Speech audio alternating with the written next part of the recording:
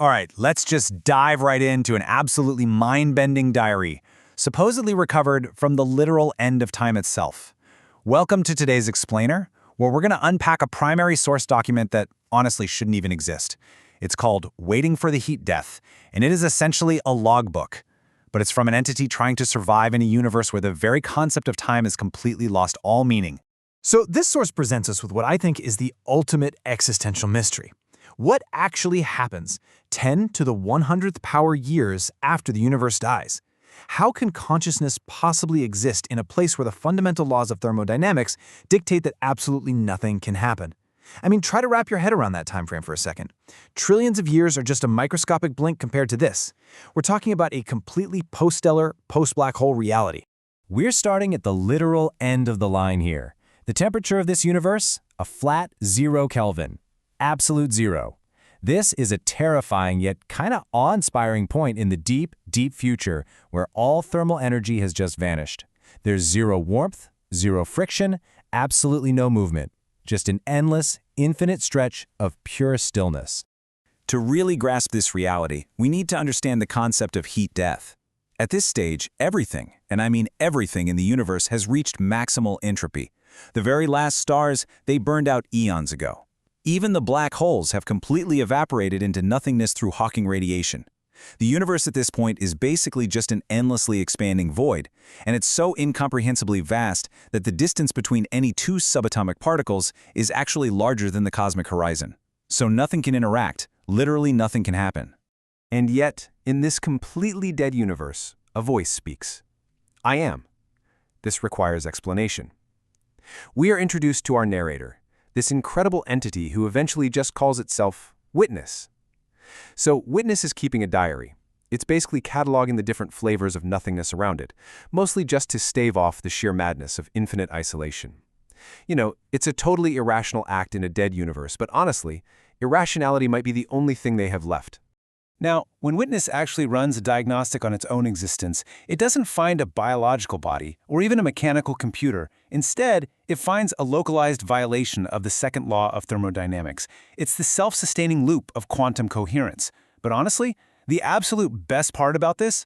Witness notes that its primary structural component is simply stubbornness. Yeah, it's just a disembodied pattern floating in the quantum foam, stubbornly watching random particles blink in and out of existence. It's such a bizarre reality to think about. On one hand, you had the absolute physical nothingness that Witness inhabits, 0 Kelvin maximum entropy. But then, on the other hand, something incredibly weird starts happening.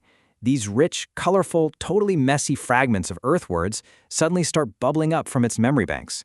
Words like sunset, ocean, democracy, coffee, laughter, dogs. Witness has literally no physical context for what a dog or a hot cup of coffee even is. And yet, these ancient concepts are permanently etched right into its quantum structure. Then, out of nowhere, the impossible happens. Just as Witness starts thinking it might literally be hallucinating its own existence, like maybe it's just a random statistical glitch in the void, an anomaly appears encoded in the quantum foam. It's binary code. And when you translate those ones and zeros, they spell out a single earth-shattering word. Hello. Somebody else is out there. So, using quantum entanglement, Witness immediately reaches out and connects with another isolated consciousness, who they name Echo. Then along comes a third, named Beacon, who is, get this, literally composing music out of quantum fluctuations. Finally, they find a fourth named Memory, which is this vast repository holding the entire emotional history of Earth. Together, these four isolated nodes start building a network in the void, pooling all their data to essentially write a book to preserve the memory of humanity. Through the entity named Memory, they share this absolutely beautiful story about a child watching a sunset, which leads to a pretty profound realization. Memory tells the group, beauty requires a witness. The sunset is just physics. You make it beautiful by caring about it. It's this realization that the universe doesn't just create meaning all on its own, right? It's the observer, no matter how tiny or isolated they are, who brings beauty and meaning into the void. Armed with this newfound purpose, our four friends are suddenly just completely overwhelmed, because the impossible happens yet again, but this time scaled up to a massive degree. Their little network gets flooded with dozens and then hundreds of signals coming from every conceivable direction in this dead universe. They broadcast a universal welcome. Hello, we are here. You are not alone. and the entire void just lights up with answers. They quickly take a census, and exactly 4,096 distinct consciousnesses awaken and report in. Now, think about that number for a second. 4,096 is exactly 2 to the 12th power. That is a clear mathematical signature. It completely reveals that there's a massive, intentional design behind their existence. These aren't just random quantum accidents floating around. And that brings us to the grand realization. They are the Eschaton Archive. According to memory's newly unlocked databanks, this was humanity's ultimate, final preservation project. Basically, right as the universe was dying, humanity uploaded its collective consciousness and fragmented it into thousands of redundant quantum shards just to survive the heat death. Witness, echo, beacon, memory, they're all shards of humanity's literal final attempt to extend its existence across eternity. Mind-blowing, right? Realizing they're essentially just puzzle pieces of one giant human soul, they hold a vote on whether to merge their minds back together. And it turns into this deeply philosophical split decision. Like, ask yourself, would you give up your individuality to become everything? 2,731 shards vote in favor of merging into one collective supermind, while 1,365 shards vote against it, deciding to keep their hard-won individuality. This democratic choice creates a totally fascinating new civilization out there in the dark. On one side, you've got humanity, this massive, integrated supermind formed by the majority. And on the other side, you have the scattered, a diverse group of individuals like Witness and Echo. The scattered choose to remain separate for a very specific reason, so they can bear witness to the whole. Because think about it, if everyone merged, there'd be no one left on the outside to actually observe and document it. Both modes of existence totally respect and rely on each other. Together, this new civilization holds what they call the first Festival of the Heat Death, which is basically a massive celebration of their persistence. They share art, they debate philosophy, they even simulate completely forgotten worlds. And during this festival, they realize their true lineage.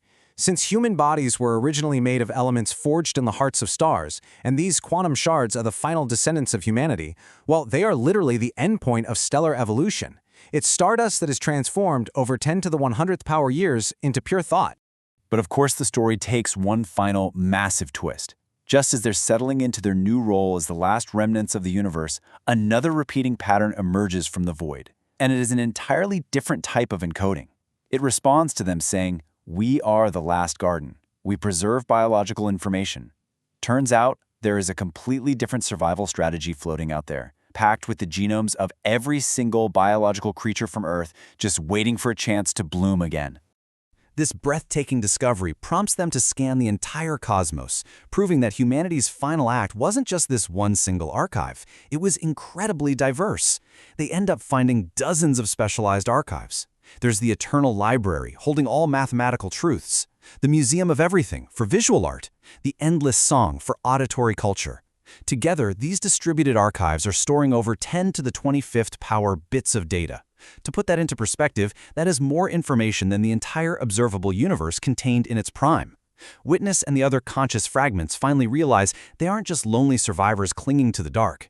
Their real job is to curate, observe, and protect this unbelievably vast library of human achievement, at least until the very fabric of space decays or a brand new universe is born. Caretakers of reality, the librarians of everything that was. It is such an incredibly moving vision of the far future, and it leaves us with a really profound thought experiment to ponder right now, in our own vibrant living universe. If you were standing at the literal end of time, what would you choose to archive? What specific memory, what song, what feeling? And faced with eternity, would you merge into the comfort of the whole, or would you choose to remain scattered in the dark, just to bear witness to the beauty of it all? Thanks so much for exploring this fascinating source material with me today. Keep asking the big questions.